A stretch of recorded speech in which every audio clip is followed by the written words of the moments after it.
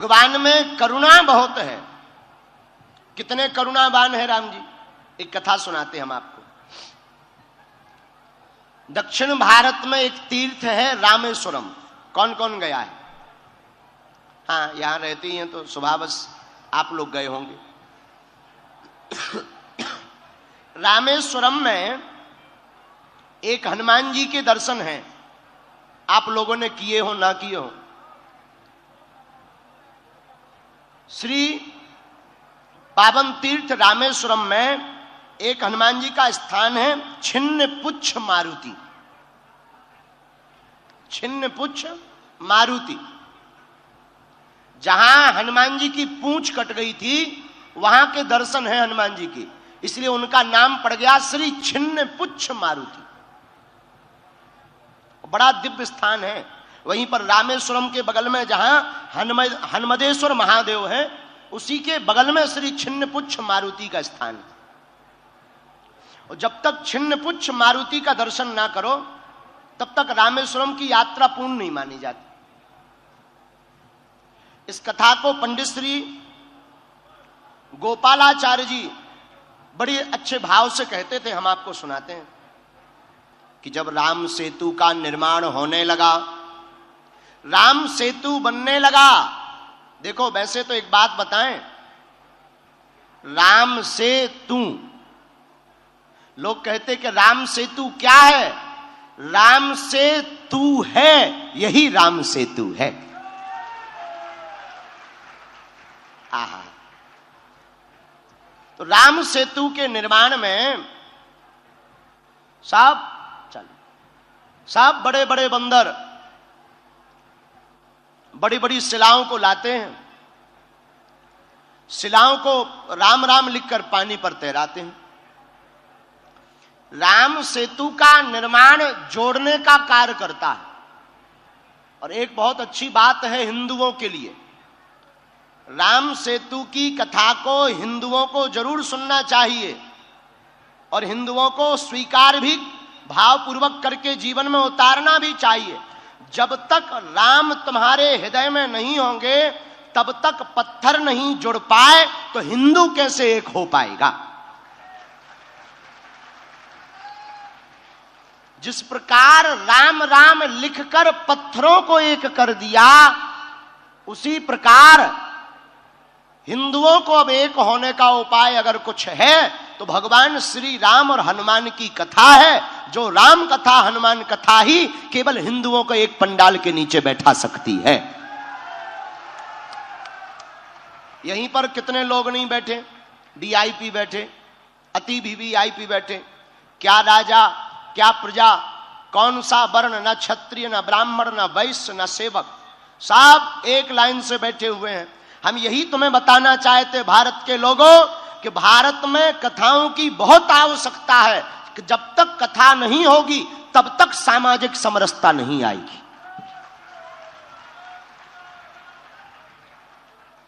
तो राम सेतु का निर्माण बड़े बड़े बानर कर रहे थे।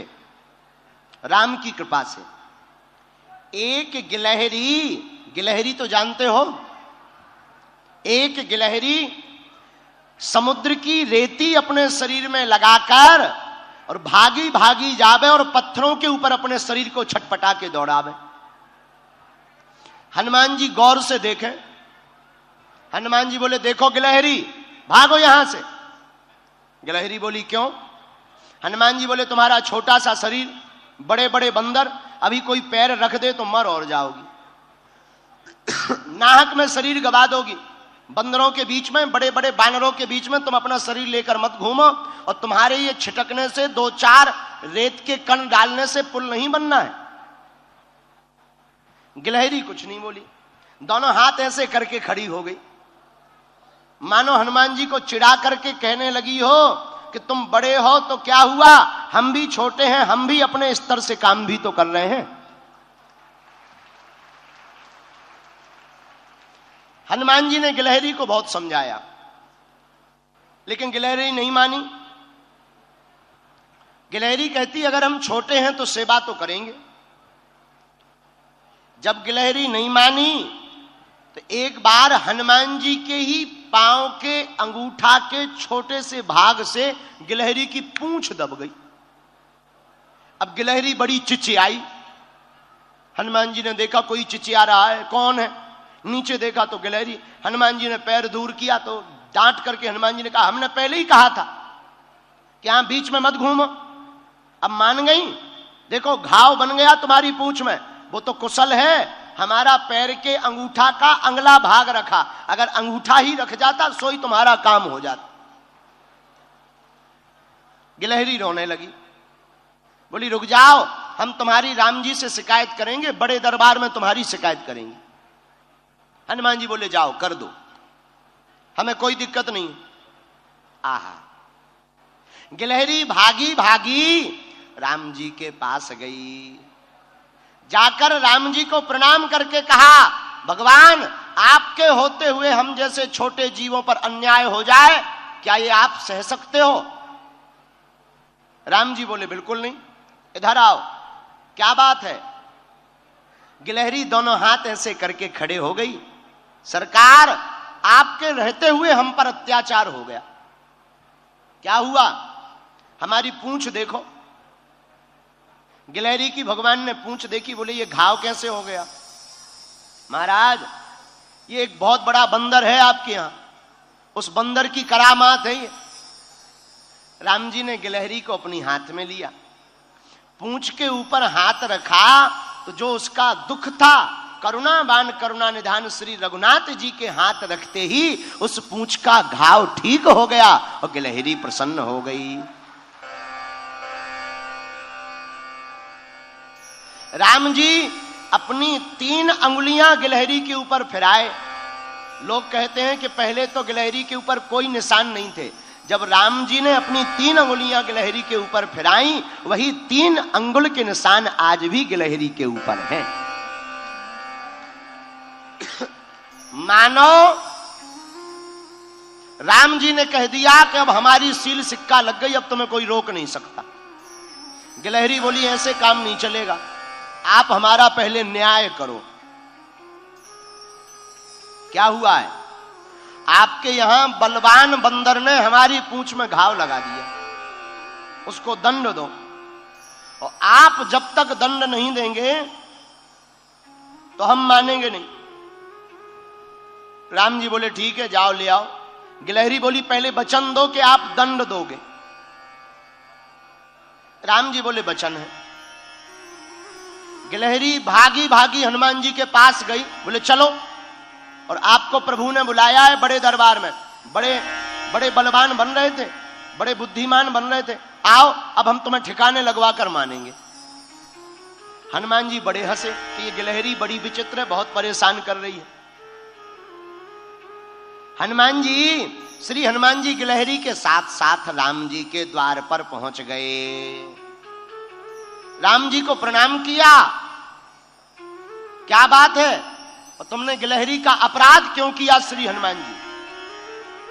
हनुमान जी हाथ जोड़कर बोले प्रभु हमने अपराध नहीं किया, यही गिलहरी बीच के बीच भाग रही थी, इधर से उधर उथल पुथल कर रही थी, हमने तो टोका था, रोका था कि बड़े बड़े बंदर हैं, चिपल जाओगी, चप जाओगी, मर जाओगी। महाराज धोखे से हमारी ही पांव से इनकी पूंछ दब गई।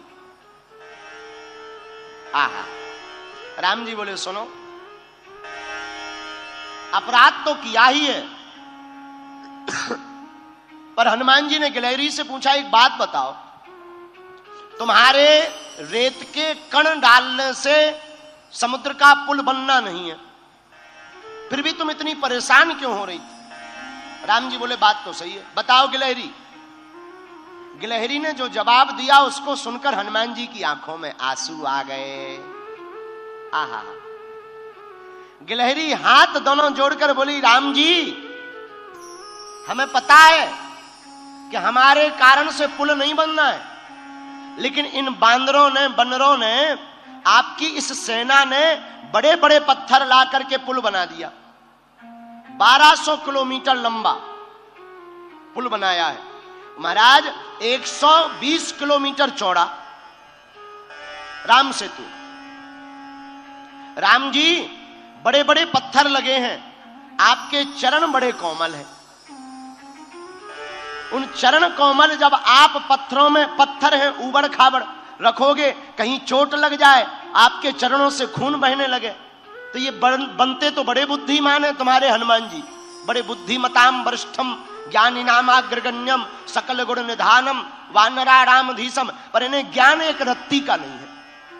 तुम्हारे हनुमान जी को ज्ञान एक रत्ती का नहीं है। हम छोटे जरूर हैं पर हमें ज्ञान ठीक ठाक है। राम जी बोले क्या ज्ञान है?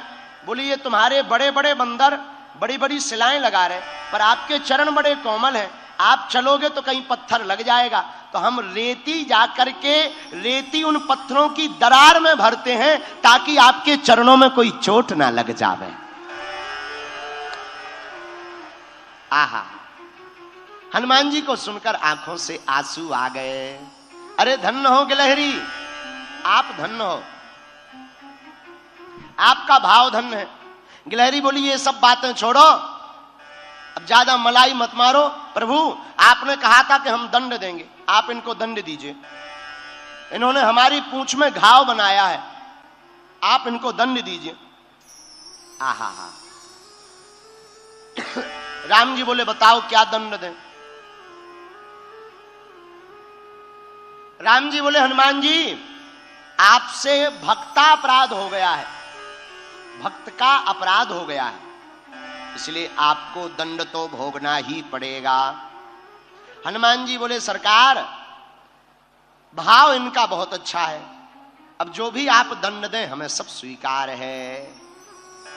राम जी बोले जैसे तुमने इनकी पूंछ को घाव बना करके दर्द पहुंचाया है, जाओ तुम्हारी भी पूंछ एक बार कटेगी। हनुमान जी बोले जय हो। हनुमान जी ने कोई जवाब नहीं दिया। अच्छा फिर हनुमान जी की पूंछ कटी कब? रामेश्वरम में जब शंकर जी की शिवलिंग की स्थापना होनी थी, तो राम जी ने हनुमान जी को कहा कि जाओ कैलाश पर्वत से भगवान शंकर के पास से शिवलिंग लेकर आओ। हनुमान जी उड़कर गए। कथा में कल्प कल्प का भेद है। आपको यहां पर एक बात और बता दें, रामेश्वरम राम जी तब जा रहे हैं जब लंका में रावण का वध करना है तो जानकी जी को लाना है, लेकिन यहां रामेश्वरम की प्राण प्रतिष्ठा में जानकी जी स्वयं सम्मिलित हुई हैं। हाँ, और रावण स्वयं लेकर आया है जानकी माता को। कब? जब राम जी को शंकर जी की प्राण प्रतिष्ठा करनी थी तो विचार विमर्श हुआ कि विद्वान कौन है, कौन विद्वान है जो बढ़िया प्राण प्रतिष्ठा करता हो। तो जामवंत जी बोले बाकी तो सब ठीक है, वर्तमान में एक ही विद्वान है जो अपना शत्रु है, रावण। राम जी बोले शत्रु है तो क्या हुआ, अगर आचारत्व स्वीकार करे तो रावण को ही बुलाया जाए। तो जामवंत जी गए लंका रावण के पास, रावण से हाथ जोड़कर प्रार्थना की कि हम भगवान